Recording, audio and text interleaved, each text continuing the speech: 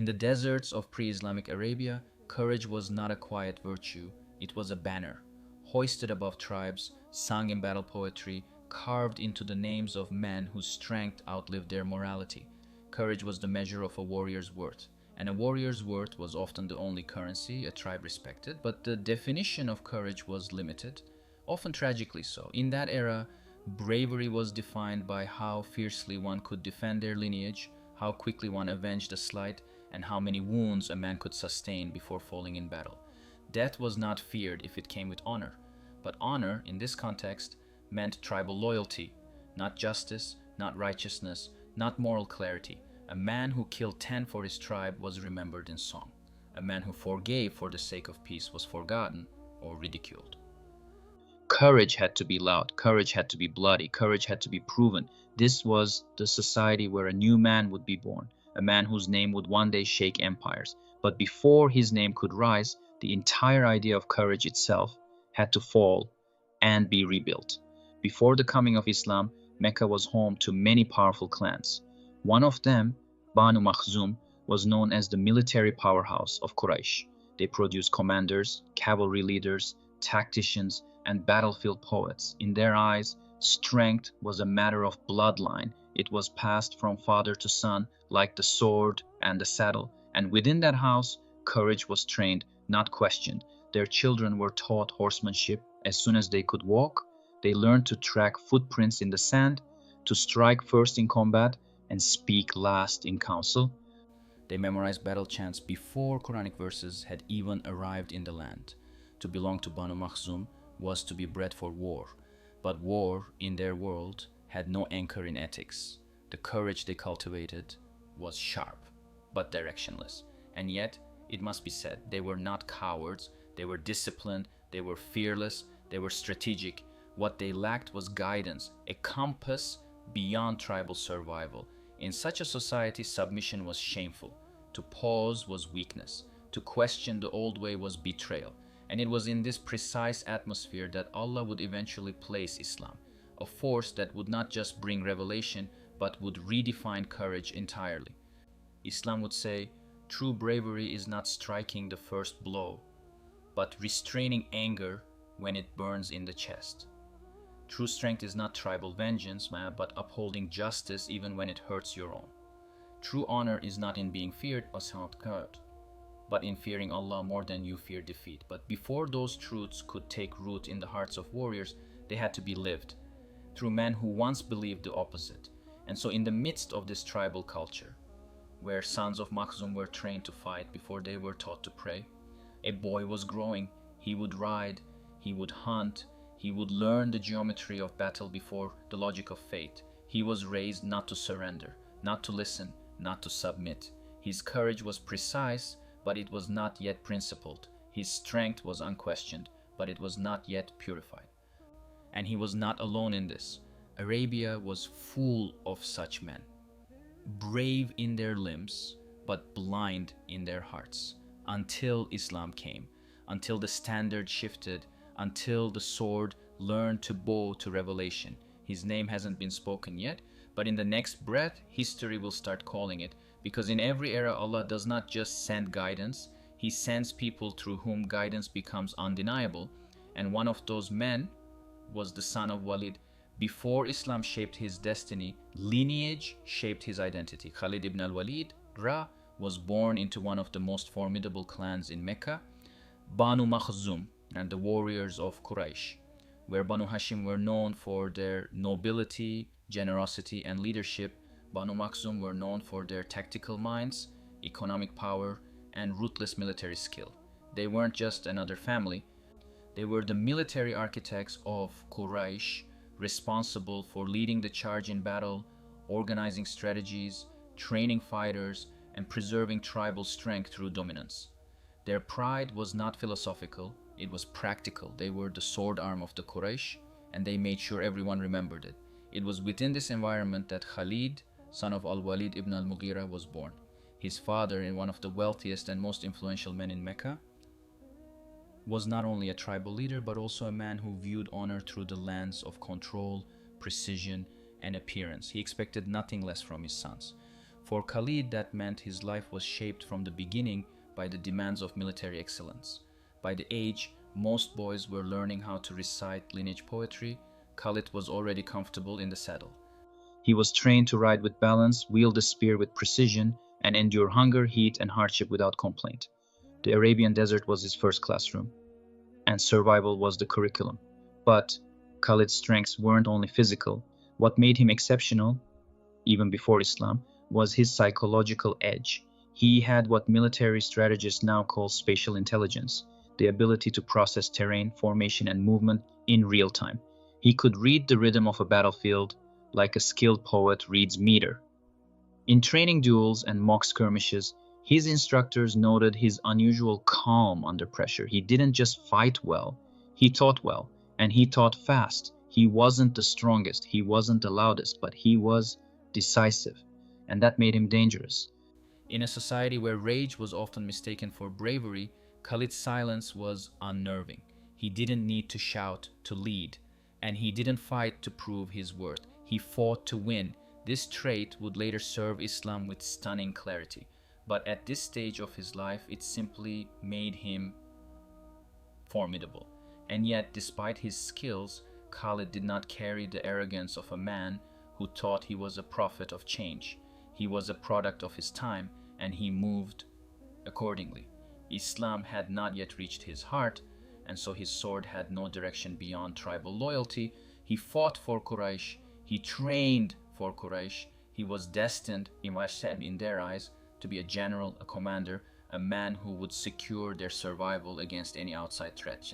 What no one expected, not even Khalid himself, was that the greatest threat to Quraysh's illusion of control would not come from outside. It would come from revelation, and it would come quietly from within Mecca itself. But before we reach that turning point, it's important to understand this. Khalid was not evil. Yes, he would one day oppose the Prophet on the battlefield, but he wasn't motivated by cruelty or hatred. He was loyal to his clan. He was defending the system he believed held society together. He saw Islam in its early phase, not as divine truth, but as a threat to tribal order. This distinction matters because in the eyes of Allah, sincerity, even when misdirected, holds weight. And once guidance reaches a sincere heart, change becomes not just possible, but unstoppable. So here stood Khalid, a man trained to dominate, raised by one of the proudest houses in Arabia, a warrior in blood, muscle, and mind, but still far from the truth. He had the tools, he had the courage, he had the readiness. What he lacked was direction, and direction in the divine plan would arrive soon. When the Battle of Badr ended, Quraysh did not just lose warriors, they lost something deeper, their illusion of invincibility. 70 of their men were killed, many were prominent leaders. And despite being outnumbered, the Muslims had prevailed, not through brute force, but through discipline, unity, and unshakable belief in the command of Allah. Quraysh wanted revenge, but revenge alone could not win wars.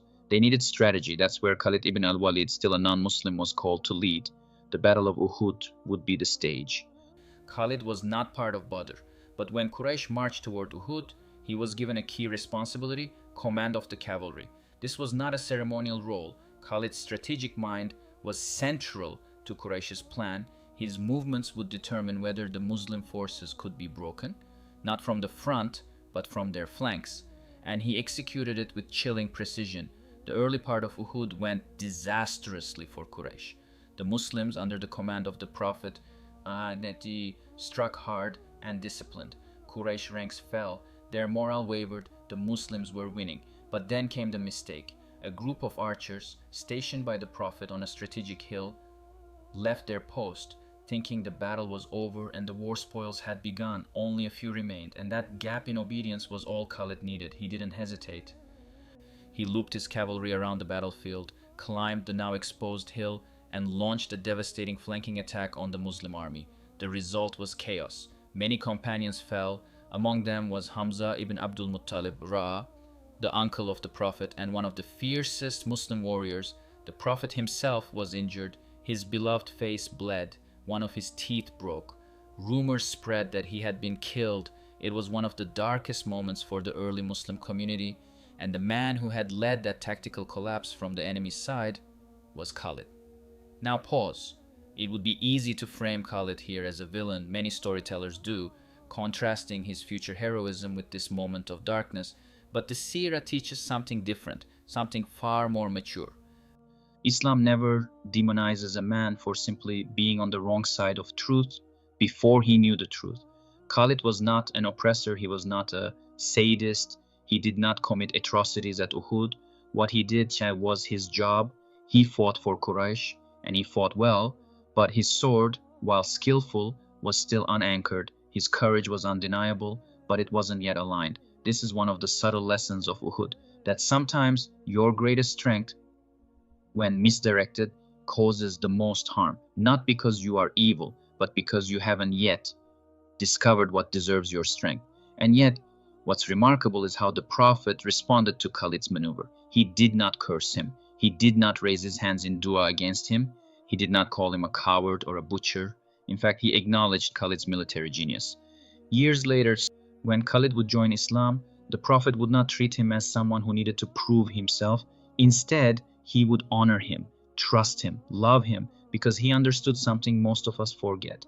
The strength of a man is not in whether he made mistakes in the past, but in whether he has the courage to change once the truth reaches him.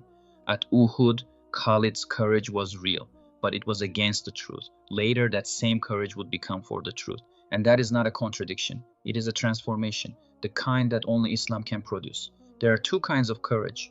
One is loud, the kind that charges into battle, breaks through ranks, and silences opponents with brute strength.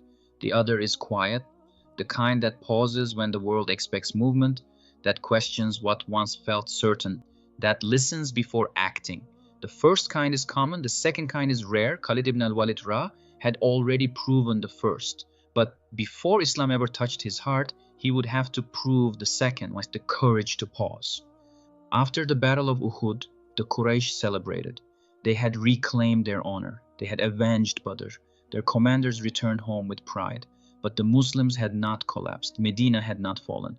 And the Prophet continued to gain strength, not by force, but by trust. It was after the Treaty of Hudaybiyah that the tide truly began to shift. What looked like a political compromise on the surface, a treaty some companions struggled to accept, was in reality a turning point for the spread of Islam. For Khalid, something deeper was happening. He was observing, he was listening. He was noticing that Islam, despite years of persecution, was growing, not just in numbers, but in discipline, in restraint, in clarity. He watched how the Muslims conducted themselves, their unity, their worship, their refusal to retaliate with injustice. It shook him, not because he had no belief system, but because he saw something in Islam that his own values couldn't explain. And here lies the secret most biographies skip. Khalid did not convert because he lost in war. He did not convert because he was emotionally broken. He converted because he began to think inwardly, rationally, quietly. He began to question what he had been fighting for all these years, what he had achieved, and what it really meant. This was not the drama of a collapsing man. This was the silence of a man maturing. In a letter written later, Khalid would say, "It became clear to me that Muhammad was not a liar and that his religion would prevail." That one sentence carried years of tension. It wasn't a confession of weakness, it was an acknowledgement of truth. And in that moment, Khalid showed the rarest kind of courage. He paused. He paused his allegiance. He paused his pride. He paused the story his own tribe had written for him. Because something in his heart, planted by Allah, began to whisper, what if the thing you feared was the truth? This is where many people fail, because the world applauds forward motion, not pause. Your tribe wants loyalty, not reflection. Your ego wants confirmation, not contradiction. But Khalid paused anyway, not in public, not in protest, but in thought. And in the eyes of Allah, that moment of internal reckoning was greater than 1,000 victories. It is easy to change sides when the war is lost. It is harder to change when your side is still winning, but your conscience is no longer with them. Khalid's greatness did not begin when he raised the banner of Islam. It began when he put down the certainty of ignorance and stood still long enough to ask, what if I was wrong? And if that question terrifies a man, it is because he knows how much courage it takes to face the answer. There comes a moment, in some lives when strength no longer demands action. But surrender, not surrender to defeat, not surrender to fear, but surrender to truth. For Khalid ibn Al Walid, that moment arrived quietly. No crowds gathered, no public speech was made, no dramatic break with his tribe shook Mecca. Instead, Khalid made a decision, deliberate, reasoned, and heavy with consequence. He would go to Medina. To understand the courage of that choice, one must understand what Khalid was leaving behind. He was not a desperate man with nothing to lose. He was not marginalized. He was not disgraced. He was respected, feared, trusted by Quraysh. To walk away from that position was to abandon certainty, social, economic, and political. In a tribal society, such a move was not just risky, it was almost unthinkable. Yet Khalid went. Alongside him traveled others who had reached similar conclusions, men who had observed Islam not as outsiders seeking fault, but as thinkers seeking coherence. Among them was Amr ibn al-As, Ra, another sharp mind who recognized truth when it stood firm. When Khalid reached Medina, he did not enter as a conqueror. He entered as a man seeking acceptance, not from people, but from Allah. When Khalid stood before the Prophet, there was no tension in the air, no reminder of Uhud, no accusation, no humiliation. The Prophet welcomed him with words that revealed both mercy and foresight. Praise be to Allah who has guided you. I always knew that a man like you could not remain ignorant of Islam. In that sentence was dignity restored, not earned, but granted. Khalid wept, not out of fear, but out of relief. Relief that truth had not rejected him. Relief that his past had not sealed his future. Khalid then spoke words that defined the sincerity of his conversion. O Messenger of Allah, ask Allah to forgive me for every battle I fought against you. The response of the Prophet was decisive, clear, and theologically precise. Islam wipes away what came before it. This statement was not emotional reassurance. It was a legal and spiritual principle, firmly established in Islamic doctrine and accepted across the schools of fiqh, including the Hanafi tradition. It did not erase consequences in the dunya where accountability remained, but it erased sin in the sight of Allah where repentance was sincere. And Khalid understood that distinction. He did not expect honor. He did not demand command. He did not assume leadership. He had come to submit. Here lies the most misunderstood aspect of courage. Many assume bravery is about asserting oneself, taking control, dominating space, commanding others. Islam teaches something deeper. True courage is the willingness to be redefined by Allah. For Khalid, that meant allowing his identity to be rebuilt, not around tribal pride, but around obedience. His sword had once defended Quraysh. Now it would be restrained until commanded. His instincts had once been guided by victory. Now they would be guided by revelation. And remarkably, he did not struggle with this transition because submission, when rooted in conviction, it does not diminish a strong man. It refines him. Khalid's conversion did not make him suddenly gentle or passive. Islam did not dull his edge. It redirected it. And within weeks of his acceptance of Islam, that redirection would be tested. Not in theory, but in battle. Not as a commander, not as a leader, but as a soldier among others, because Islam would teach him something crucial before granting him authority. That courage, before it commands, must first obey. The first battle Khalid ibn Al Walid joined as a Muslim was not one he led, it was one he entered late and left carrying the burden of leadership without ever having been assigned it. This was the Battle of Mu'tah, a moment that tested not just the edge of his sword but the depth of his discipline. Mu'tah was no ordinary engagement. It marked the first major clash between the Muslims and the Byzantine Empire, whose military infrastructure dwarfed anything the Arabs had previously faced.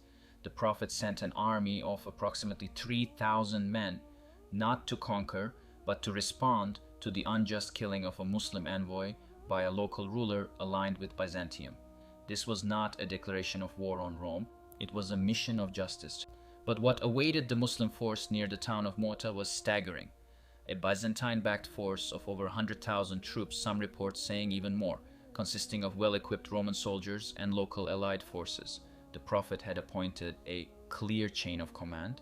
First, Zayd ibn Haritha Ra'a. If he fell, then Ja'far ibn Abi Talib Ra. If he too fell, then Abdullah ibn Rawaha Ra. These were men of both faith and leadership, companions of the highest rank, but all three were martyred in battle. And in that moment of chaos, confusion, and staggering odds, the army of believers needed direction. That's when the companions turned to Khalid. Khalid had not been placed in the original chain of command. He was a new Muslim. He had not fought under the Prophet before. But in that hour, the community recognized his ability, and Khalid recognized the responsibility. He stepped forward, not out of ambition, but necessity. His first decision was one of preservation, not aggression. He reorganized the army. He rotated the positions of the flanks. He altered formations. He made it appear tactically that reinforcements had arrived. This strategic deception confused the enemy, who had expected the Muslims to collapse entirely after the loss of their commanders, and then Khalid did what many might wrongly call retreat. But it wasn't retreat, it was a strategic withdrawal. He led the army back toward Medina, not out of fear, but out of measured wisdom, because Khalid understood a foundational principle of Islamic military ethics, grounded in fiqh and confirmed in the Hanafi school: to preserve Muslim life where victory is unattainable is not cowardice, it is responsibility. And Allah granted him success in that withdrawal. He did not lose the army, he did not panic, he did not surrender, he adapted. When the Prophet received word of what had happened, he did not criticize the decision. Instead, he gave Khalid a title that would forever reshape his identity: Saifullah, the sword of Allah. But what's often missed is why the Prophet gave him that name. It was not because Khalid had slaughtered enemies. It was not because he brought home spoils. It was because he showed tactical brilliance, respect for command, restraint in chaos, and courage not just in attacks, but in leadership under loss. Many men are brave when told what to do. Fewer are brave when no one is left to guide them, and the entire responsibility rests on their shoulders.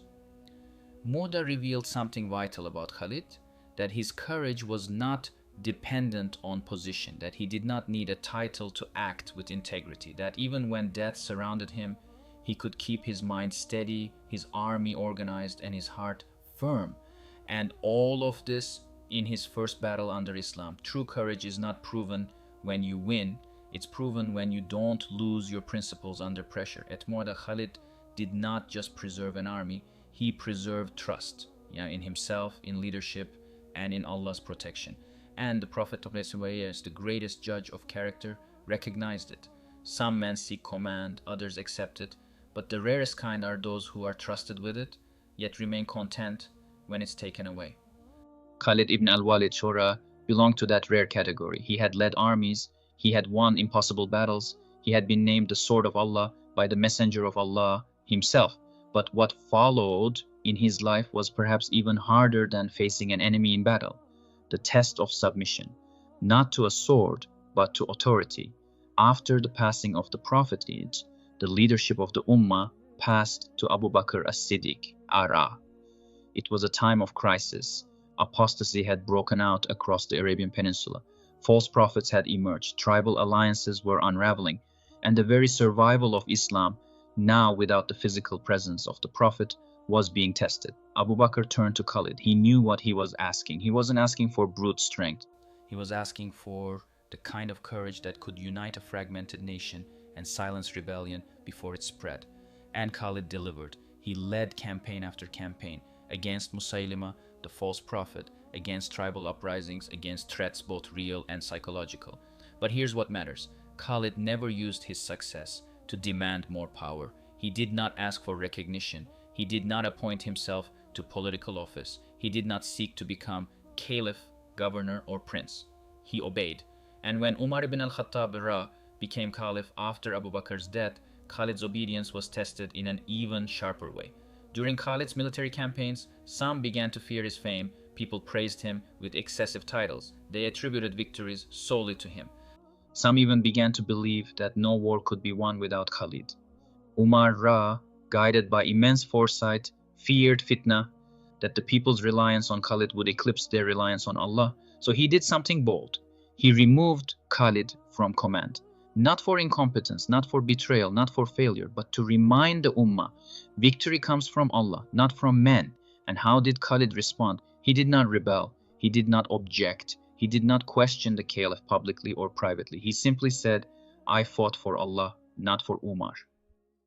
That one sentence revealed the true quality of his courage. It takes strength to lead, it takes greater strength to obey after you've led, especially when you know you've done nothing wrong, especially when the sword you carry was praised by the Prophet himself. This wasn't passive silence, this was active submission, not to men, but to the system of leadership Islam had established. Khalid understood that his sword was not his own, it belonged to Allah. And if Allah's decree, through the caliph, asked him to step down, he would. No bitterness, no resentment, just the calm dignity of a man who fought for truth, not for status. In a world where many define courage by how loudly one resists, Khalid showed courage in how silently he accepted, because the bravest man is not the one who never falls, but the one who doesn't flinch when asked to step back for the good of the ummah. Courage, in its highest form, doesn't roar. It reflects, it calculates, it fears being wrong in the sight of Allah, even when it's victorious in the eyes of people. That was the kind of courage Khalid Ibn Al Walid carried into the Battle of Yarmouk, and one of the most decisive military confrontations in early Islamic history. By the time Yarmouk unfolded, the Muslim forces were no longer fighting scattered tribes or rebel claimants. They were now facing the full might of the Byzantine Empire, one of the two superpowers of the known world. Historians estimate the Muslim army was around 30,000, while the Byzantines brought a force exceeding 100,000, with contingents from Greek, Armenian, and Christian Arab tribes, armed and backed by imperial resources and led by experienced generals. The Muslims, by worldly standards, were outnumbered, but they were not out-disciplined, and they were not out-led. The command of the Muslim army belonged officially to Abu Ubaidah ibn al-Jarrah Ra'ah, a man known for his humility, trustworthiness, and deep taqwa. But even Abu Ubaidah recognized that when it came to the intricate dance of battle, tactics, feints, pressure points, terrain awareness, Khalid's mind was unmatched. So he made a decision. He retained the official leadership, but deferred tactical command to Khalid, a gesture of trust and sincerity between two giants of character. Khalid's plan at Yarmouk was meticulous. He organized the army into divisions, placed skilled archers along key positions, and created mobility units to reinforce any flank that weakened. He predicted enemy maneuvers with uncanny foresight. He used the geography of the valley to neutralize the Byzantines' numerical advantage. And when the battle began, it was not won quickly. It lasted several days. The Byzantines launched wave after wave, trying to crush the Muslims by sheer force. But Khalid adapted at every turn. When their cavalry surged, he ordered counterflanks. When their infantry lines broke through, he sent reinforcements with strategic reserves. When morale faltered, he rode directly into danger to restore confidence. He was not reckless, but he was never distant. He fought within the ranks, not above them. He did not shout from behind banners. He moved with the foot soldiers, bleeding, commanding, praying. By the end of the battle, the Byzantine army had collapsed. Yarmouk became a decisive turning point, not just in Islamic history, but in the history of the region itself. It marked the beginning of the end for Byzantine control over Syria and the Levant. Cities that had once belonged to Rome were now opening their gates to Islam, not out of fear, but out of trust in the Muslim way of governance. And how did Khalid respond to this stunning victory? Not with pride, not with a poem, not with a public speech. He wept, he feared, he turned inward, not to celebrate the moment, but to question, have I done this for Allah, or for myself? That question was not weakness, it was strength, because the most dangerous illusion a man can fall into is believing that success guarantees sincerity. Khalid feared that he might have been too bold, that some part of him might have fought for victory, not for obedience, and this is what separates Khalid from men who are simply effective. He was not just a military genius, he was a servant of Allah, and servants live in constant awareness that the heart can deceive even in moments of triumph. In the Hanafi tradition, it is emphasized that niyyah, intention, is not a one-time declaration. It must be renewed, watched, protected. Khalid understood this at his core. Victory in battle meant nothing if it did not draw him closer to the one who owns all victory. And so even at the peak of his strategic brilliance, even when the world praised him, Khalid never let the roar of triumph drown out the whisper of taqwa. Some men fear death, others fear defeat. Khalid feared the wrong intention. That was his deepest courage. The courage to ask, even if I was right on the field, was I right with Allah? After decades of battlefield victories, after empires trembled at the sound of his approach, and after being called the sword of Allah by the Prophet himself, Khalid Ibn Al Walid did not die with a sword in his hand. He died in bed, not on the battlefield, not on horseback, not with his armor soaked in blood. In the eyes of many warriors, that would seem like a contradiction. A man forged in combat, ending in quiet illness. But for Khalid, this was not humiliation. It was submission to Allah's will, just like every moment of his life after Islam. He reportedly said in his final days, "I have fought in so many battles, and there is not a single part of my body without a scar. And yet, here I am, dying in my bed like a camel dies." Some narrations add that he wept as he said it, but this wasn't despair, it wasn't regret. And it was a warrior speaking with raw honesty, because deep down, Khalid had hoped to die as a martyr. He had walked into every battle with his life in his hands, ready to return it to his Lord. He had never once hesitated, but now his death came slowly, silently, and that too was a decree from Allah. One of his companions reportedly said to him, "You could not die a martyr because the Prophet named you the sword of Allah, and the sword of Allah does not break." It was not martyrdom that gave Khalid his worth, it was obedience, it was sincerity, it was consistency. From the moment of his Islam until the moment of his death, there was no parade when he passed, no throne, no royal burial, just a warrior's heart returning to the one he fought for. He left no wealth behind, no palace, no legacy of property, but he left something rarer, the memory of a man who surrendered to truth, who never fought for his own name, who accepted correction without pride, and who never forgot that victory belongs to Allah alone. Today, we often associate greatness with grand endings, with public recognition, with poetic deaths, but Khalid's story ends differently. His greatness was not sealed by a glorious final moment, it was sealed by a life of service, regardless of whether the world clapped for him or not. He didn't chase the spotlight, he didn't record his own achievements, he didn't write a memoir. His courage was not in how he died, it was in how he lived after submitting to Islam. Next, here is your final section. We live in a time where courage is often mistaken for noise. To speak without knowledge is called bravery. To rebel against all authority is called strength. To live without discipline is called freedom. But if we've learned anything from the life of Khalid Ibn Al Walid, it is this: true courage is not about being loud, it's about being loyal to truth, to principle, to Allah. Courage is not arrogance, it is accountability. It is the ability to do what is right, even when it means stepping down, pausing, questioning yourself, or going against everything you were raised to believe. Courage is not just on the battlefield, it's in the boardroom, in the home, in the masjid, in the mirror. It's saying no when temptation calls. It's holding back when anger rises. It's speaking up when injustice is silent. When we talk about role models, we often celebrate those who made history, but Khalid did more than make history. He served history by aligning his strength with the will of Allah. He never made himself bigger than the mission. He never believed he was beyond correction. He never used his reputation as a license to act freely. He was the sword of Allah, but only when Allah allowed it to be unsheathed. And that is the mark of a true believer: to be sharp, but only when commanded; to be humble, even when praised; to be strong, but always in service of what is right. We need that courage today, not just to fight enemies, but to fight our own egos, not just to stand in war, but to stand in truth, in responsibility, in silence when needed, and in action when necessary. Khalid reminds us that you don't need to be perfect to be great. You just need to submit when the truth reaches you. If this story moved you, let it not just be admiration, but reflection. And ask yourself, what strength do I have that I haven't yet surrendered to Allah? What battle am I fighting that might be for pride, not principle? And what truth have I delayed simply because I feared change?